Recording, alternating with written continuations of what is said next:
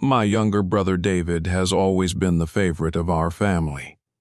His antics were always considered innocent by my parents, even if they caused inconvenience or harm to others. For me, it was a source of constant pain and disappointment. Our relationship began to deteriorate in childhood, when David began to bully me, using his privileges as the favorite of the family. I, on the other hand, had always been a quiet, introverted, and conscientious boy. I liked to study at school, but because of David, I often became the object of ridicule. He insulted me in front of my friends, using my intellectual abilities as a reason to bully me. He often joked about my wearing glasses or spending time reading. Instead of supporting me, David would team up with other kids to make fun of me. Our parents, especially my mother, always tried to justify his behavior. They would say, "These are just brotherly jokes. You shouldn't take it so seriously." But these jokes really hurt me, because David never stopped at innocent jokes. He often came into my room without asking, took my things, even broke them, and all this was considered something normal. And in high school, the situation escalated. But not only did David continue to bully me at home, but he also helped the school bullies who bullied me at school. He found my weaknesses and openly used them to humiliate me. One day, when I tried to confront him, he said something that I remembered for the rest of my life. "Who needs you? Maybe it's better for you not to exist at all." Abana? These words came at a time when I was doubting myself and struggling with my self-esteem. Later, I found the strength to get through it, but these words left a deep mark on my soul. Later, when I entered the university, I felt a real relief. There I met my future wife, Karina, who helped me believe in myself. Our relationship developed quickly, and a few years later we got married. It seemed to me that I had finally found peace and harmony. When Karina first met my family, I was happy to see how well she got along with everyone. David also seemed friendly, which I didn't expect, because he had always kept his distance before. He even started to talk to me more, and I thought that maybe our relationship could get better. But it was an illusion. Later I found out that during our meetings, David often stayed alone with Karina when I was busy. I began to notice that they began to communicate more closely, but at the time I did not attach any importance to it. A few years after our wedding, Karina confessed to me that she was having an affair with David. She also told me that there was a possibility that our child could be his. It was like a stab in the back. My brother, who had already caused me so much pain, had now destroyed my family. I tried to understand why this happened, but the answers only made things worse. Karina said that she couldn't control herself, and David took advantage of the moment when I was the busiest. I couldn't stay with her any longer, but the worst part was finding out my child, whom I loved with all my heart, might not be mine. We did a DNA test, and the result confirmed my worst fears. This was the last straw for me. I filed for divorce and decided that I wanted nothing more to do with either Karina or David. My parents tried to justify David at first, but after I told them all the details, they changed their minds. My father, who had always been reserved, finally took my side. He withdrew David's financial support and told him that he no longer wanted him in our family. I moved to a new city and started a new life. I never knew it was difficult, but I found strength in myself. Over time, I met new people who helped me recover. My story has taught me one thing: even when you lose everything, there is always a way to start again. After Karina's confession, I couldn't put my thoughts together. Every time I tried to find logic in her words, my breath was taken away. David, my brother, who had already hurt me throughout my childhood, had now caused the biggest betrayal of my life. She said it was an accident, but how could I believe that? My head was filled with memories. I remembered every moment when I defended David, when I tried to find an approach to him, when I tried to explain to my parents that his behavior was unacceptable. But every time I was met with the same response. He's still young, you have to understand him. I tried to understand, but now it had led to a disaster that no one could fix. Karina me told that it all started when she first stayed at our house during the Christmas holidays. They spent time together, watched movies, played video games, and I had no doubt at the time that it was all innocent.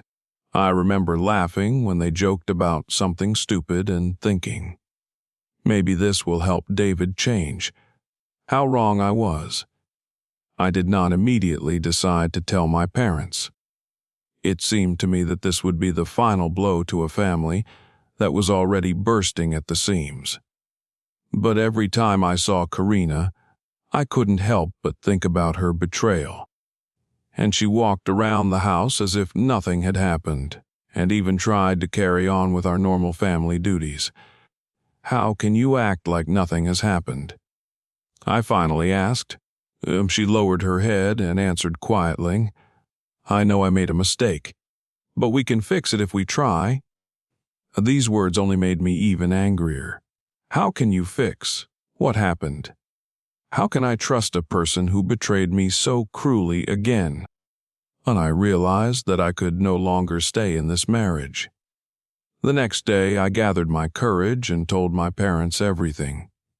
My father listened in silence, but his face grew darker and darker. When I finished, he said only one thing. David has crossed all the lines. My mother, as usual, tried to find excuses for David. Maybe you're exaggerating. He's your brother. He couldn't have done this to you on purpose. Intentionally or not, he did, I replied, feeling my anger boiling up inside me. After talking to my parents, I felt like I had made the right move. For the first time in years, my father supported me, but it didn't ease the pain. It seemed that the burden of betrayal was getting heavier every day. David, my brother, tried to justify himself. He called and wrote several times, claiming that it was an accident. But how can an accident go on for years? One day I met him in person to put an end to our story. We were sitting in a small cafe, and the atmosphere was tense. Why did you do that? I asked, trying to contain my anger. David answered without looking me in the eye, I don't know. Maybe I was jealous of you. You were always so smart, so successful, and I just wanted to be the first for once. His words surprised me. All these years I thought that he was the family favorite, the one who had everything I never got. And now he admits that he was jealous of me. It sounded like a bad joke. Jealous, I almost laughed. You got everything you wanted. Your parents always stood up for you. You didn't have to do anything for yourself. David was silent. I saw his shoulders slump slightly, as if he had finally admitted his guilt. But it didn't change anything. David stayed in the cafe, and I went outside. The air was heavy, but I felt like I could breathe for the first time in a long time. That was the last conversation I allowed myself to have with him. After that, I made the final decision: no more contact, no more attempts to explain. Karina also tried to contact me. Her calls and messages were full of apologies and promises to change. She even wrote that she wanted to go to therapy to understand her actions. But it didn't matter anymore. My trust in her was completely destroyed. My parents, in turn, also began to reconsider their attitudes toward David. My father, who was usually reserved in his emotions, this time took a tough stance. Your brother must realize that his actions have consequences, he said one day. This came as a surprise even to me. My mother, however, was less decisive. She constantly wavered between love for her youngest son and disappointment in him. He is still young, she said. He can change. Mom, he is an adult, I replied. I has made his choice, and this choice has destroyed our lives.